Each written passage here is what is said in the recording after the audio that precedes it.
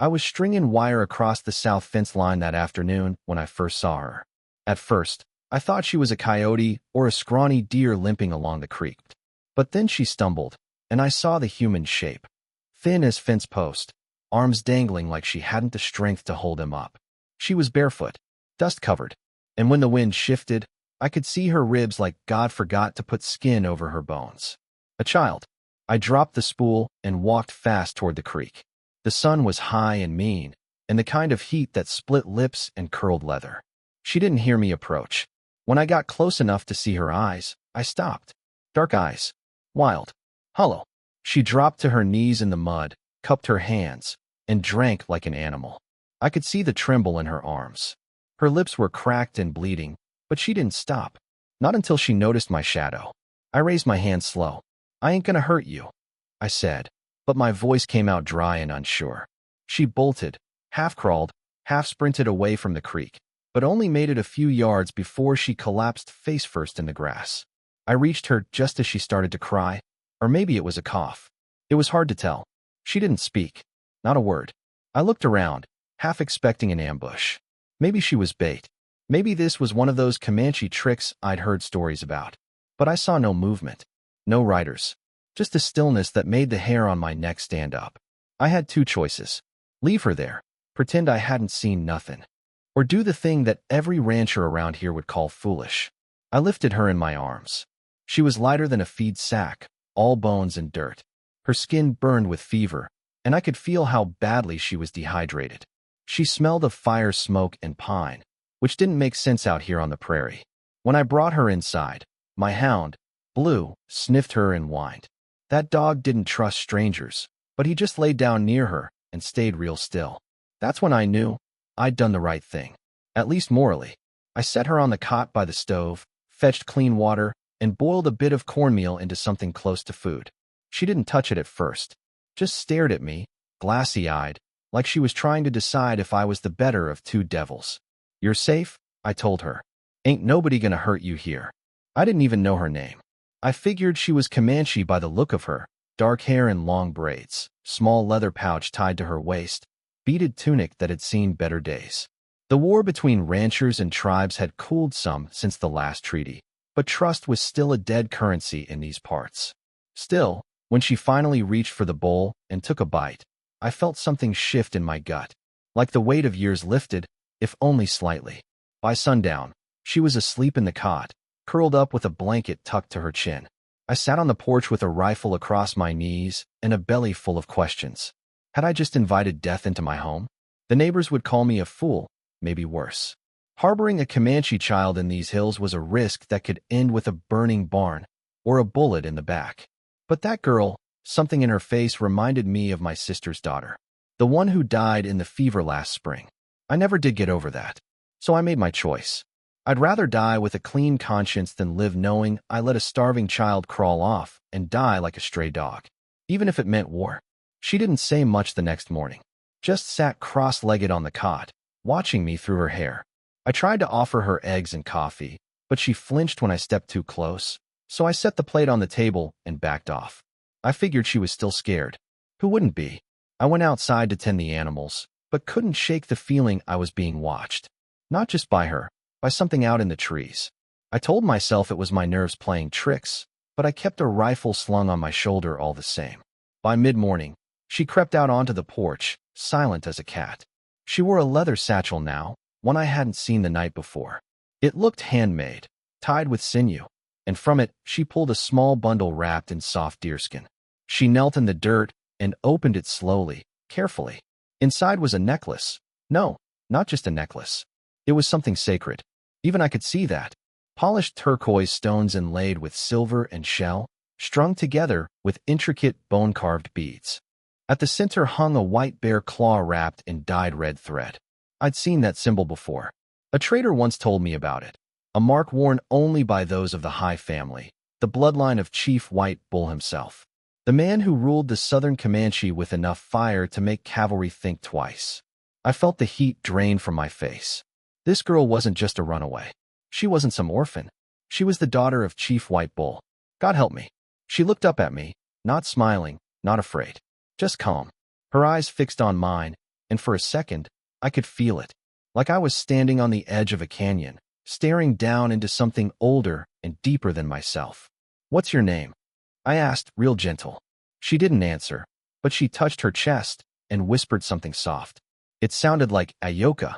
I repeated it back to her, clumsy as a drunk, but she nodded once. Ayoka. I leaned against the porch rail and stared out at the prairie. The morning wind kicked dust across the path, and somewhere in the distance, a hawk screeched. The land felt different, like it was holding its breath. I was in over my head. If word got out who she was, if anyone in town knew I had White Bull's daughter under my roof, it'd be a death sentence. The Comanche would think I stole her. The townsfolk would think I was siding with the enemy. Either way, there'd be hell to pay. But I looked at that girl, that child, and I couldn't find it in me to do anything different. Later, when she slept again, I studied the necklace she'd set beside her cot. The bear claw was cracked on one edge, and there were ash stains on one of the beads. Something had happened. Something bad. I sat at the table and tried to piece it together. Maybe her village had been raided. Maybe she'd run to escape a fire or some rival tribe. Or maybe she was sent here on purpose. A message? A plea? I didn't know. But I knew one thing for sure. That necklace made her valuable and dangerous. And if Chief White Bull was looking for her, it wouldn't be long before riders came searching. Still, I couldn't bring myself to send her away. She reminded me of who I used to be. Before the land hardened me. Before I buried 2 wives and a baby under cottonwood crosses behind the barn. Before I stopped believing in anything but chores and cattle and whiskey at night. That girl stirred something I thought I'd buried with them. And for that alone, I'd protect her, no matter the cost. They came just after noon. I saw the dust cloud first. 5 riders, maybe 6, coming from the North Trail. I knew most folks in these parts, and I knew their horses. These weren't strangers. These were neighbors. Will Thompson in the lead, his wide frame unmistakable even from a distance. Behind him, Tom Raleigh, Hank Mercer, and 2 others I couldn't place yet. All of them armed. Not just revolvers either, long rifles slung across their backs. I stepped off the porch and stood by the hitch rail, my Winchester resting on one hip. I didn't wave. Will pulled up first, spitting a string of tobacco into the dirt. "Afternoon, Bear," he said. His tone wasn't friendly. "Will," I nodded.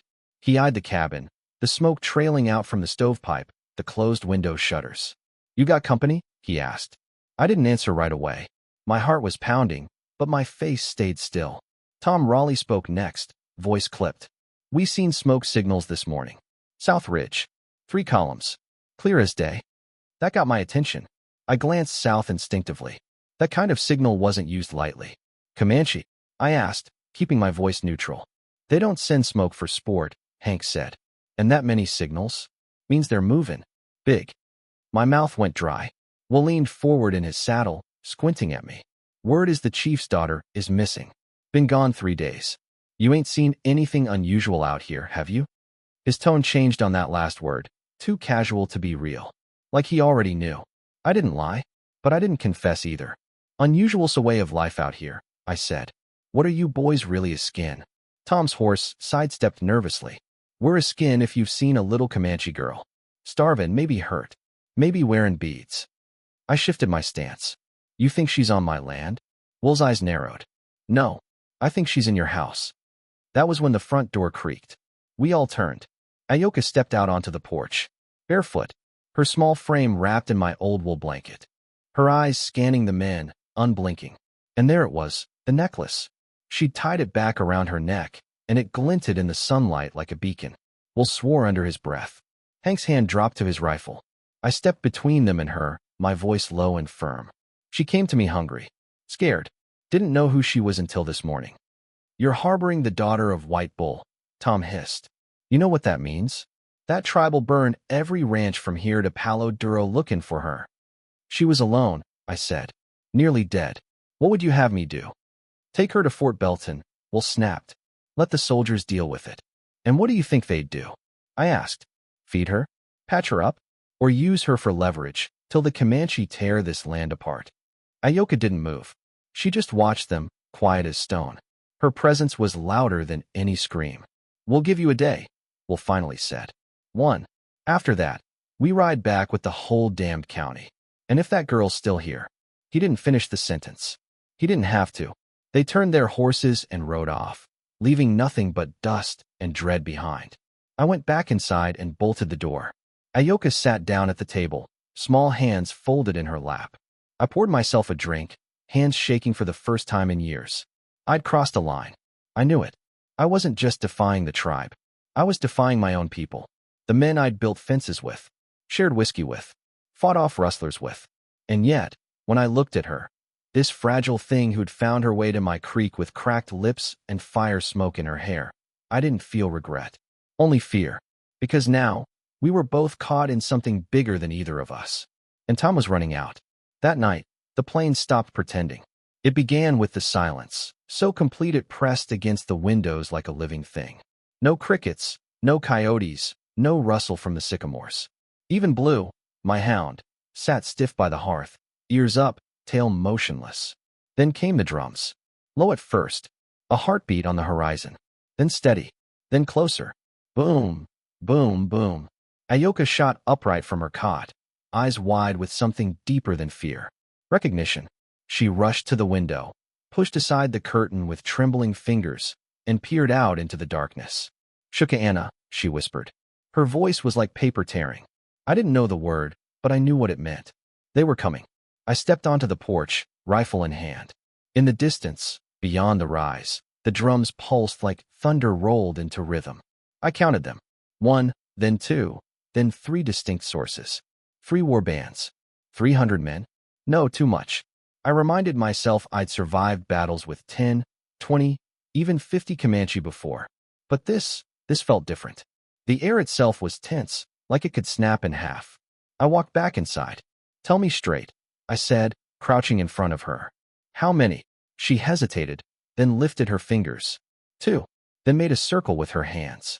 200. My mouth dried out again. The walls of the cabin suddenly felt made of paper. She reached into her satchel and pulled out a strip of torn red cloth. She handed it to me. I unfolded it, saw the mark of the Bear clan. A signal, a warning, or a death sentence. "I have to talk to them," I said aloud, trying to believe it myself. She grabbed my hand, small, calloused fingers gripping mine like she was trying to anchor herself to this world. Her eyes were pleading, scared, but she didn't try to stop me. She knew as well as I did. Running was death. Hiding was worse. If we stayed in this cabin, we'd be buried in it. So we prepared. I dressed her in the cleanest clothes I had, an old linen shirt, tied with a bit of rawhide at the waist. She still wore her necklace, but now she stood taller. She seemed older, stronger. I strapped my sidearm to my belt, slung my rifle over my shoulder, and took the lantern down from the hook. At the edge of the property, I stopped. On the ridge above, flames danced like fireflies. The drums had stopped, replaced by the distant cry of an eagle, or maybe a war whoop. Either way, it chilled my bones. "I walk first," I told her. "You stay close, no matter what happens." She nodded once. We walked into the dark together, 2 specks of flesh and bone against a rising tide of memory and blood. As we crested the ridge, I saw them. They stretched across the prairie like a black ocean, rows of warriors on horseback, their faces painted in red and white, eyes reflecting firelight. No sound, no movement, just a waiting stillness, like the seconds before lightning strikes. Then a rider stepped forward, tall, broad-shouldered, adorned with a great eagle feather headdress and a chest plate of bone. His face was scarred, his gaze sharp enough to cut steel. Chief White Bull. He looked at me like I was the devil himself. The girl stepped forward. Every eye turned to her. White Bull didn't move, but the way his jaw clenched told me he wasn't relieved to see her. Not yet. I took 1 step forward, my voice catching in my throat. "She came to me alone," I said. "Hungry. Hurt. I fed her. Gave her shelter." Silence. Then the chief raised his hand. From behind him, 3 warriors rode forward, rifles pointed down, but not far. A sign. They weren't here to talk. They were here to retrieve. "She is my daughter," White Bull finally said in English. His voice was smooth, but lethal. "You had no right." I swallowed. "I didn't know who she was," I said. "I saw a child in need. I did what any man ought to." The chief's eyes narrowed. "Any man would have sent her to the fort." "Any man might have," I said. "But I ain't any man." His lip curled at that. I felt the noose tightening, even if it wasn't made of rope. Behind him, Someone dismounted. A young warrior, eyes blazing. He stepped forward, pointing at me with the barrel of a flintlock. Lies, he spat. He stole her. He waits for ransom. He hides behind her to save himself. Murmurs rose behind the line. The peace was cracking. I turned to Ayoka. She stepped forward, and everything changed. Ayoka walked forward like she wasn't a child at all, but a storm wrapped in skin. She moved past me without hesitation, the blanket slipping from her shoulders as she stepped into the firelight. Her necklace gleamed under the moon. Every warrior's gaze shifted to her as she raised her chin and looked directly at the man who had fathered her. Chief White Bull. His expression flickered, just for a moment. A shadow of emotion. Relief? Pain. It was gone before I could name it. She spoke to him in Comanche. Her voice was soft but clear, like a bell in winter. I couldn't understand the words, but the meaning, God, the meaning was there. He listened. At first, his shoulders stayed rigid. Then slowly they sagged. His fists unclenched. His eyes closed. She pointed at me, once. Then she knelt before him. Something in the circle shifted. Like the air got less sharp. Like death, who had been standing so near, took a slow step back. But not all were swayed. The young warrior who'd accused me earlier stepped forward again. His name, I'd later learn, was Broken Arrow. He was bloodkin to the chief, and hungry for the weight of power. He pointed a long, jagged knife at me. She should not speak for this man, he growled. He is not Comanche. He is not family. He is not trusted. He protected her, White Bull said, voice low. Broken Arrow turned on him. He is a rancher, a thief of land, a drinker of Comanche blood. Some of the warriors murmured their agreement. He should answer to our law. Broken Arrow pressed. Not her mercy. Blood for blood. White Bull said nothing. Instead, he turned and walked back toward the center of the circle. He stood tall, silent, as if weighing the earth itself. Then he said something in Comanche. A long phrase, slow and deliberate. Ayoka turned to me, her voice barely a whisper. He says, the council must decide. My knees nearly buckled from the weight of those words. Council? I asked. What, tonight? She shook her head. Tomorrow. At dawn. You must come. Alone. I looked at the wall of men, their painted faces, the fire in their eyes. I knew what that meant. A trial. Of sorts. White Bull had offered me a threat of mercy, but only just. They weren't going to spill blood without hearing the full story. But make no mistake, I was walking into their world, not mine. And there'd be no sheriff to back me. No jury of peers. Only them. And her. Broken Arrow wasn't finished. He leaned toward the chief. If he is innocent, let him walk into our circle without weapon. Let him look the elders in the eye. White Bull nodded once. Yes, he will come unarmed. And that was it. Judgment delayed, not denied. The crowd began to disperse, the drums stilled, the warriors retreating into the darkness like smoke vanishing in the wind. I stood there beside Ayoka as the fire burned low and the night closed in again. Neither of us spoke until we were halfway back to the cabin. Then she said, if you lie, they will know. I stopped walking. I'm not going to lie, I said. Not now? Not ever. She looked up at me, those big dark eyes calm but unreadable. Good, she said. Then you may live. I didn't sleep that night. I sat in the kitchen with my back against the door, rifle across my lap, though I knew I wouldn't be bringing it with me at dawn. I watched the lantern burn low and thought about everything I'd done in my life. Good and bad. Selfish and brave. I thought about my wives. About the child I never got to raise. About the land I broke with my hands in sweat and sorrow. And I thought about her. That little girl who wasn't just a girl. She was a bridge. Between worlds. Between blood and mercy. Between war and whatever came after. I didn't know if I'd survive the morning. But I knew I had to try. For her. The prairie was silver with dawn when I arrived at the Comanche camp. I came as ordered. Unarmed. Barehanded. With nothing but the truth between me and a circle of men who'd killed for less. I wore a clean shirt and my old boots, and that was it. Ayoka had braided my hair at sunrise without a word. Some gesture of respect, I guessed. Or armor. Maybe both. 2 warriors met me at the edge of camp and escorted me through rows of tents and fire pits, where children peeked from behind their mothers' skirts, and old men sat cross-legged with sharp eyes and no smiles. They led me to a clearing where 12 elders sat in a wide circle. White Bull was among them, seated on a carved wooden stool draped in buffalo hide. To his left sat Broken Arrow, arms crossed, chin high, eyes locked on me like I was a rattler waiting to strike. Ayoka stood behind the circle, not with the women, not with the warriors. Alone, unmoving. One of the elders gestured for me to stand at the center of the circle. So I did. The air was tight. I could feel my heartbeat in my throat. One wrong word could end me. One wrong breath. An elder with white braids and a long scar down his cheek spoke first. You are Bear Mallister? Yes, sir. You took the child into your home? I did. Did you know who she was? Not until the second day. She wore a sacred necklace. I recognized it. And still you kept her? I nodded. She was starving. She had fever. I couldn't turn her away. There were murmurs among the council. Some looked surprised.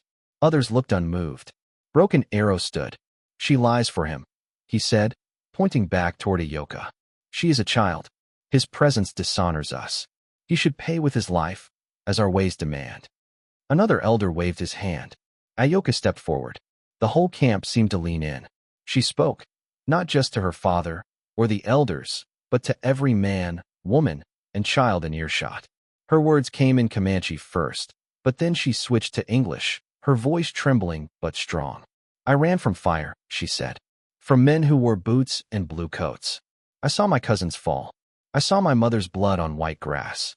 I ran because I was afraid I would die too. A gasp rippled through the circle. I found his creek, she continued. I was too weak to ask for help. He gave it anyway. He fed me. He never touched me wrong. He never shouted. He guarded me. Her eyes met her father's. He treated me like his own. She turned to Broken Arrow. You say I lie, but you were not there. You did not carry me from the mud. You did not stay awake while I burned with fever. You did not cry when I did. Broken Arrow's jaw clenched. His fingers twitched at his belt, where no blade sat. He too had come unarmed. But his posture screamed for violence. Then Ayoka did something none of us expected. She walked to him. She stood inches from his face, looked up at the man who wanted blood, and said, Do you have daughters? He blinked. Yes. She nodded once. Would you want someone like Bear, or someone like you, to find them if they were dying alone? The silence that followed was not empty. It was judgment. It was reckoning. Even the wind seemed to hold its breath. Broken Arrow stepped back, didn't speak, didn't argue. He just bowed his head slightly and walked away. White Bull rose next. He approached me slow, measuring every step. He stood in front of me, tall and proud and terrifying.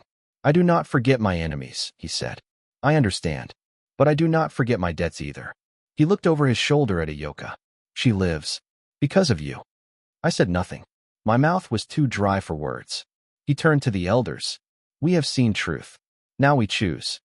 One by one, the elders spoke in Comanche. Some short words, some long. Their faces never changed. When the last one spoke, White Bull turned back to me. You are not our kin, he said. But today, we do not make you our enemy. A ripple of relief ran through my legs. I nearly collapsed. You may return home, he said. But know this, our land watches you now. And if you dishonor this trust, no circle will protect you again. I nodded. Understood. White Bull stepped back. Go. I turned to Ayoka. She didn't smile, but she didn't need to. She walked with me to the edge of camp. No guards this time. No threats. Just quiet understanding. Before we parted, she placed her necklace in my hand. For your house, she said. For peace. I rode back to my ranch that afternoon with the necklace tucked inside my coat. The same hills looked different now. Quieter, like the wind itself had changed.